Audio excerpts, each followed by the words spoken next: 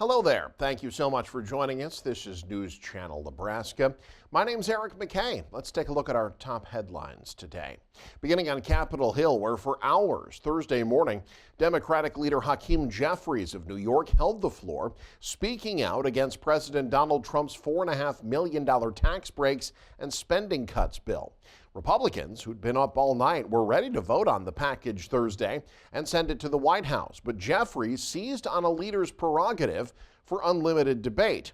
Jeffries reading letter after letter from Americans who wrote about their reliance of the health care programs and their worries of what they say are devastating cuts. GOP leaders were up all night working with the president himself to persuade skeptical holdouts to drop their opposition. The plan keeps the 2017 tax breaks enacted by the first Trump administration intact and provides $350 billion for national security. To help offset the costs of lost tax revenue, the package has $1.2 trillion in cutbacks to Medicaid and SNAP, largely by imposing new work requirements, including for some parents and older people, along with a massive rollback of green energy investments. An updated version of President Trump's sweeping tax and spending cuts package could be signed by Independence Day and could bring with it boosts for national security, expected to be paid for by the largest cut to the federal safety net in decades. Michael Yoshida explains what all this could mean for you. From seniors to college students, the wealthy to the poor, nearly every American could be affected by President Donald Trump's mega bill. This bill has something for everybody. The legislation, dubbed the One Big Beautiful Bill Act, narrowly passed the Senate Tuesday, reduces taxes for nearly all households. But a Tax Policy Center analysis shows nearly 60% of those cuts would benefit only the top 20% of U.S. households, those making $217,000 or more yearly, while most middle and low-income Americans may not notice much of a change in their tax bill. It also temporarily provides tax breaks for some workers who get tips or overtime, and senior citizens through 2028. Our goals were, how do we create an economy which works for working and middle America? There's also roughly $150 billion in new funding for the president's immigration agenda, including money for a border wall, ICE's enforcement efforts, and detention centers. Some $3.3 trillion to the national deficit over a decade, according to the nonpartisan Congressional Budget Office. We're adding debt to our children and grandchildren who are defenseless. Debt is a curse. And the biggest cuts to the federal social safety net in decades, including food assistance, the Affordable Care Act, and Medicaid. Donald Trump's One Big Ugly Bill rips health care away from more than 17 million Americans. Experts say it would have a ripple effect throughout the healthcare system, especially on rural hospitals, which likely would have to reduce staff, limit services, or close their doors entirely. In Washington, I'm Michael Yoshida reporting. Employment seekers have plenty of options. The U.S. economy added 147,000 jobs last month, according to the latest data from the Bureau of Labor Statistics. It's higher than what many economists had forecast and a slight bump from the 144,000 gained during the month of May. The national unemployment rate in June also fell 0.1% to 4.1%. Nebraska's unemployment rate for June hasn't been released yet, but it stood a full 1.5 points below the national level in May.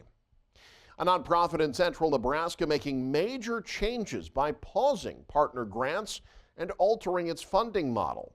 The Kearney Area United Way announced Wednesday that there are several factors that have gone into their decision to pause grants, including a past policy where the organization would dip into reserve funds in order for partnered agencies to get grant funding.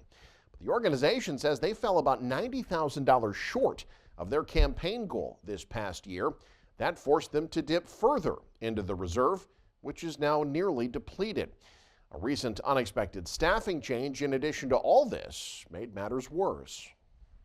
We lost an AmeriCorps Vista member, and that came suddenly. We found out at like 6:30 on Friday night that her position was immediately terminated because of DOGE cuts. So that really just kind of threw everything into a loop. As part of the reset, the organization is forming task force groups working toward a new campaign model that would build funding first, then distribute it rather than committing dollars in advance. Officials with United Way have assured donors that any donations they've already made have already gone to their appropriate partners. They say the pause now is to allow their reserve fund to grow until it's more financially stable. Fundraising for partner agencies will likely look different in the future. The United Way says it may take a while for any new funding to become available, especially for certain campaigns. If we're looking at the employee campaigns, those run January through December, and that means that it will likely be 2027 before our partner agencies receive funding from those employee campaigns. And the fact of the matter is we just have to have the dollars before we can give them. We don't have any reserves to give them going forward. Officials say the transition will be difficult, but say it's a necessary step to ensure United Way can continue serving the Kearney area for years to come. A Northeast Nebraska group raising funds to support Nebraska's women veterans. Hanky Hazelton has the full story. Right at Home in Norfolk is celebrating their 6th anniversary in business, and once a year they recognize and raise funds for a special group. This time it's for the Nebraska Women's Veterans Symposium and all that they do. It's a nonprofit. It's all based on donations, and they meet once a year for a 3-day conference where veterans from all over the state come to Kearney. I know they have speakers, they have support groups, they have breakout sessions. With more than 14,000 women veterans from across the state, the funds raised will go to a number of resources some women might be unaware of. Mental health, suicide prevention, and just connecting with each other to be able to have that group therapy. VA disability care in the community, we help them get set up at the vet center.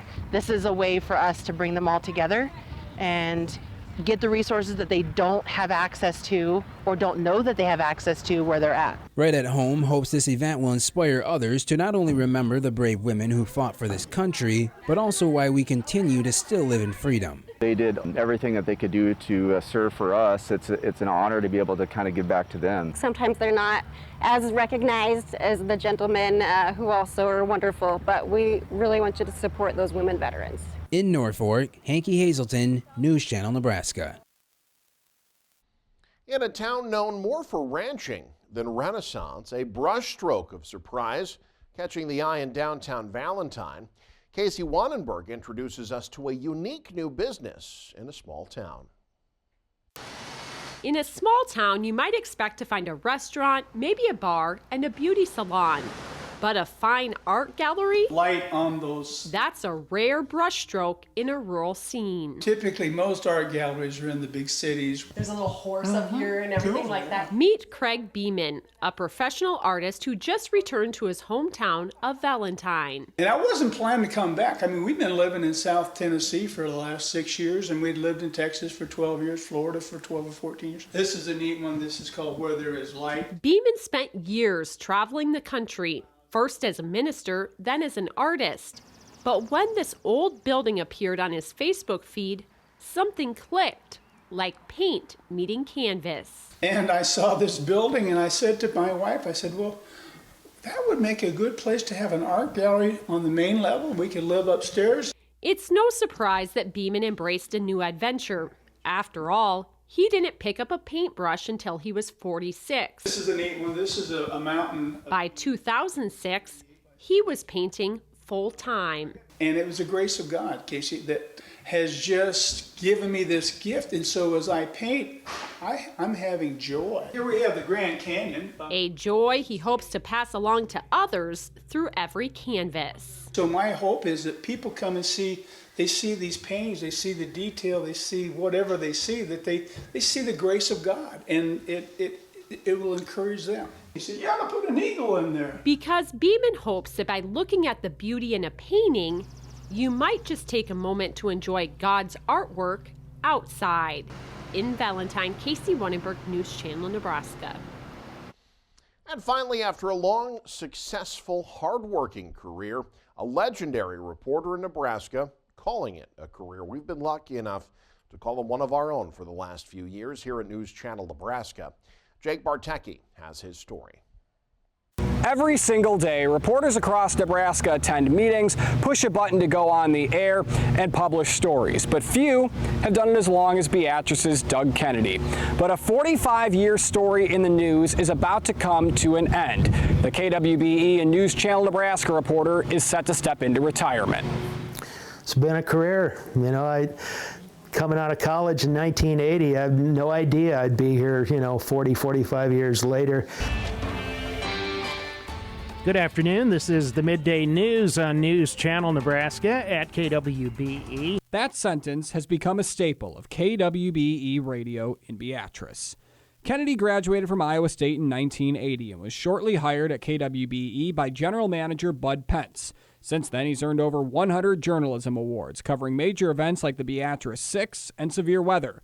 Those stories highlighting Beatrice's growth stand out. I think a lot of the major events, as you see the town develop over the years, and you see new structures being built, new development in the town. For a town that's had a relatively stable population over the years, you see a lot of really innovative things go on and a lot of new developments take place, and those have been fun to cover too. The seat and console, officers searched the driver, finding a micro baggie of suspected. Beatrice Mayor Bob Morgan says he most admires Kennedy for his honesty and accuracy. Having a news reporter such as Doug that's fair, he's impartial, he's ethical, he's honest, and he's a very true professional.